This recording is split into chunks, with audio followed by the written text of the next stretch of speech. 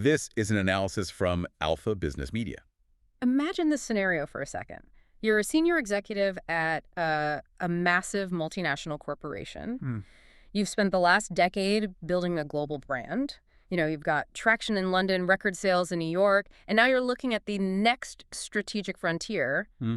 Nepal. Right. The next big market. The market research looks fantastic. Okay. Consumer appetite is high.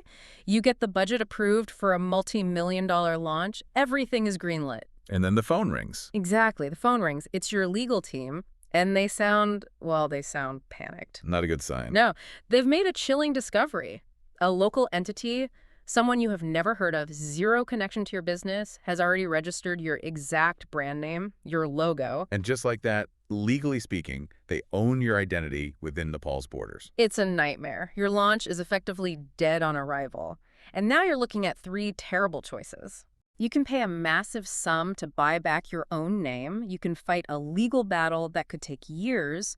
Or you rebrand entirely, which is, it's a marketing catastrophe. And here is the kicker, and this is really what we need to get into today. This isn't some freak accident. It's not a clerical error. No. This is a systemic feature of the legal framework in Nepal. That is what we are unpacking today. We're doing a deep dive into the world of trademark squatting in Nepal. We're looking at why this happens, why this first-to-file system creates such a specific vulnerability. And most importantly, how to navigate it without losing your shirt. Exactly. It's a fascinating, if a little bit terrifying, look at how intellectual property actually works on the ground in emerging markets. It really challenges a lot of the assumptions that Western executives bring to the table. So let's start there with the why.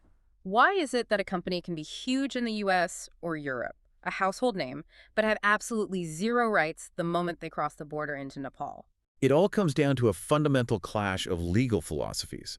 If you're used to doing business in the US or the UK, you're operating under what's called a first-to-use system. Okay, first to use. Right. So if you use a brand publicly, you sell products, run ads, consumers know who you are, you build up rights.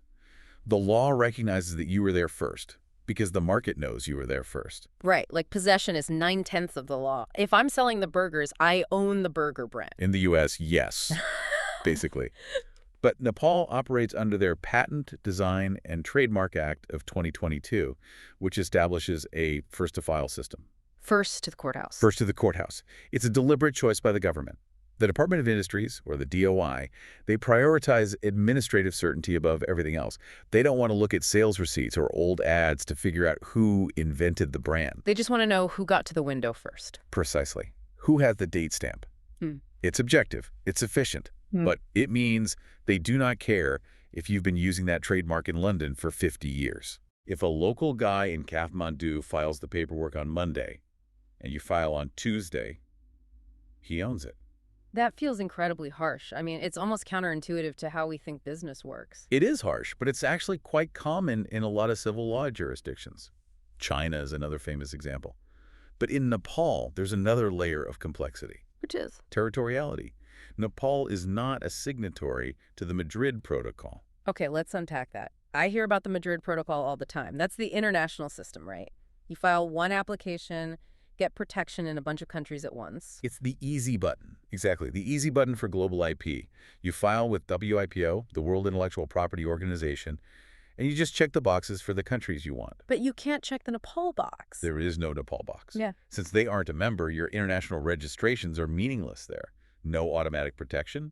You have to file directly, locally, in Nepal. So if you're a global IP manager sitting in New York and you just assume your Asia strategy covers Nepal because you checked a box somewhere? You're wide open. You have zero coverage. It's interesting because Nepal is right next to India, and I feel like those markets often get lumped together just because of proximity, but the source material highlights a huge difference here. That is such a crucial comparison. India is also technically first to file, but they have a safety net. They incorporate first-to-use principles. So they have a hybrid system. Sort of. Yeah. In India, if you haven't registered your mark, but you can prove you've been using it and have a reputation, you can actually stop a squatter. You can say, hey, everyone knows that's my brand. The courts will listen. And in Nepal? In Nepal, they'll say, show me the filing receipt. That safety net it's largely absent. Theoretically, a court might consider evidence that a mark is globally well known, but The burden of proof is incredibly high. It's not something you want to bet your whole market entry on. No, it's a Hail Mary pass. So this whole environment, it's basically a gold rush for squatters. A very fertile ground, absolutely. It incentivizes the race to the filing cabinet. And I think there's this misconception that these squatters are just lucky. Some guy stumbles on a name. But the sources suggest these are not amateurs. Oh, not at all. These are sophisticated, organized operators. They treat this like an investment portfolio. They are not just guessing. So what's their strategy? How do they know what brands to pick off? They're watching global trends like hawks. They're reading the venture capital news. They see a startup in San Francisco get a Series B funding round. Or they see a coffee chain blowing up in Vietnam or somewhere in Southeast Asia.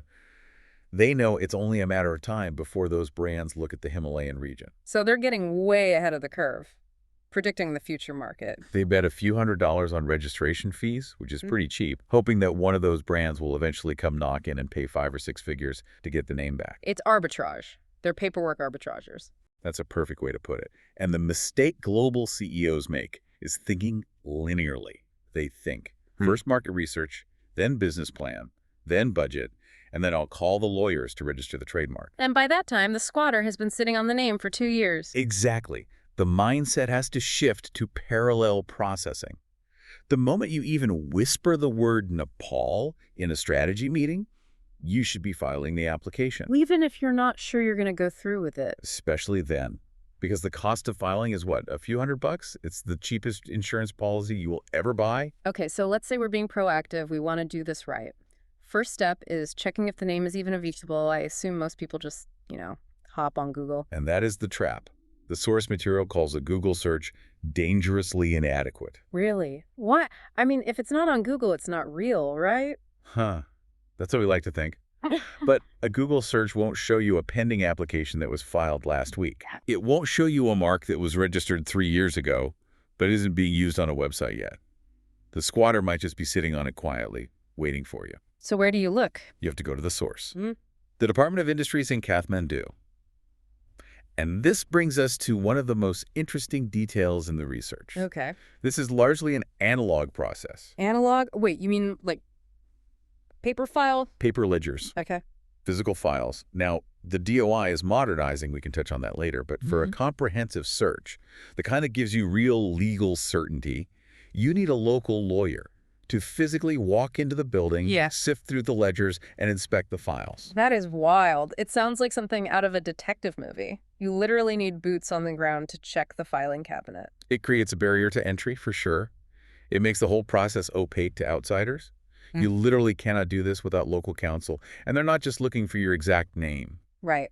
They have to search across all 45 classes of the NICE classification system. And the NICE classification, that's the list that categorizes everything, right? Like class 25 is clothing, class 43 is restaurants. Correct. And squatters are clever. If you're a famous tech company, they might not register your name under computer software. Because they know you'll be watching that one. Exactly. They'll register it under clothing or restaurant services. So you could launch your tech brand, but then get blocked from selling branded T-shirts. Or opening a branded cafe. Or worse, they create consumer confusion. If people see your logo on a hat, they assume it's you. If the quality is bad, your brand takes the hit. And the search isn't just for identical names, is it? It's not just about exact matches. No, the lawyers have to look for what are called deceptively similar marks. Give me an example of that. Think phonetically. Coke, spelled with a K instead of Coke. Or visual similarities in the logo. If the local counsel finds something that looks or sounds too much like your brand, they have to flag it. So the search is the raw data, and the clearance is the actual strategy. Exactly. The clearance report tells you if the path is clear. If it is, you file. Immediately, that application date becomes your shield. Okay, but let's play out the bad news scenario. The search comes back, the lawyer calls and says, sorry, someone beat you to it, the brand is taken, what now? Now you're at the crossroads. You've got two paths, the legal gauntlet or strategic negotiation. I love how legal gauntlet sounds like a punishment. It often feels like one. If you choose to fight, you're usually trying to cancel the squatter's mark. You have two main weapons here. The first is proving bad faith. That sounds promising. I mean, if they squatted my name, isn't that automatically bad faith? To you, yes. To the court, not necessarily. You have to prove they knew about your brand and acted maliciously to capitalize on your reputation. How do you even prove what they knew? Do you need to find an email or something? It's incredibly difficult. The squatters can just claim independent conception.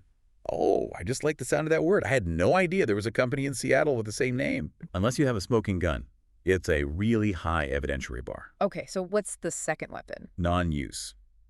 Under the Act, if a registered mark hasn't been used in Nepal for 1 year, it can be canceled. 1 year? That seems pretty short. It is relatively short, but here's the catch. You have to wait for that year to lapse. Oh. So if they filed 6 months ago, you're stuck waiting another 6 months just to file the petition. And even then, squatters are tricky. They can fake what's called token use. Token use? What does that even look like? They might print a few letterheads, create a basic one-page website, maybe issue a single invoice to their cousin. Just enough to say to the court, look, we're using it. And then you get bogged down in a legal argument about what genuine commercial use even is. Exactly. So litigation is slow, it's expensive, and it's uncertain. You could be fighting for 2 years and still lose. Which brings us to path 2, strategic negotiation. Right. Or, as I like to call it, paying the ransom. It does feel like a ransom. Emotionally, it feels terrible. But the source material really emphasizes that you have to look at this as a cold commercial calculation. It's just math. It's just math. You weigh the cost of the settlement against the cost of the problem. If litigation takes 3 to 5 years, that's 3 to 5 years, you are not in the market. What's the opportunity cost of that delay? So if you expect to make millions in year 1, paying a squatter $50,000 might actually be the rational choice. It often is. It's the commercial bypass. Mm-hmm. But you have to be careful how you do it. You can't just walk in waving a checkbook. Why not? If I want to settle it fast, why not just offer the money? Because that signals desperation. If they know you're a desperate multinational with deep pockets, the price instantly goes up. They see you as a whale. So how do you handle it? You use intermediaries? We call it the straw man approach. Like a spy movie. A little bit, yeah. You have local agents approach the squatters quietly. They don't reveal who the ultimate buyer is right away. They might act like a small local startup that's interested in the name. It's a poker game. It's a total poker game. The squatter holds the registration, but you hold the threat of litigation. Even if litigation is hard for you, it's also expensive for them to defend. So you leverage the threat of their legal fees to bring their price down. Exactly.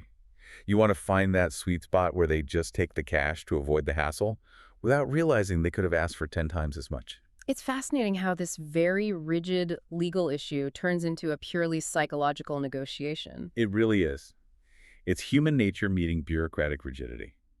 So bigger picture, is this going to get better? Or is this just how business is done in Nepal forever? Well, the landscape is evolving.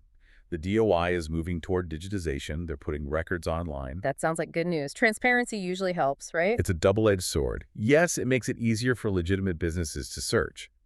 But remember those sophisticated squatters we talked about? It makes it easier for them to monitor brands, too. Exactly.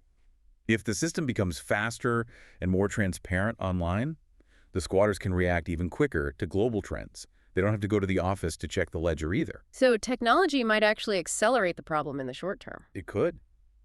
Then there's international pressure. You mentioned Nepal isn't in the Madrid Protocol. There is a push for that to change. From who? Well, as Nepal integrates more with the global economy, there's diplomatic and commercial pressure to modernize their IP framework. They need to protect well-known marks if they want to attract serious foreign investment. Big companies don't like investing where their IP isn't safe. But legislative change is slow. Glacially slow, and businesses operate on quarterly cycles. The source material makes a very strong point here. You cannot wait for the law to change. You have to deal with the law as it is today. The law is what it is. Precisely. And the hard truth, the pill that's tough for a lot of people to swallow, is that Nepal's current law doesn't reward your fame. It doesn't care how successful you are in Hollywood or Silicon Valley. It rewards foresight. It rewards foresight. It rewards the person who did the paperwork. It's a system that favors the diligent, not necessarily the successful. And that really brings us to the ultimate takeaway for anyone listening who's eyeing emerging markets like this. Yes. Which is what? Don't treat trademark registration as the last step of your launch. It's the foundation. It should be the very first thing you do. The bedrock. And that ransom money, if you do end up having to pay it. Yeah.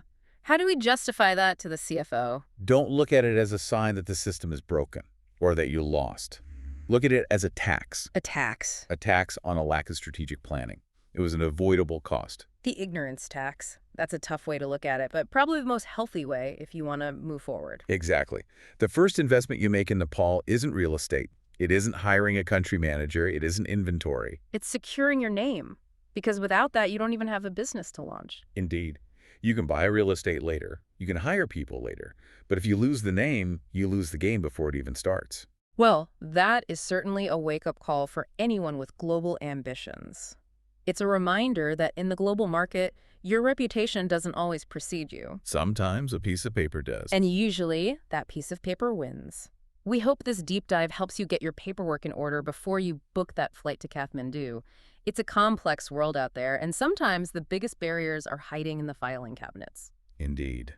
Always check the ledgers. Thanks for listening to this analysis. We'll catch you on the next deep dive.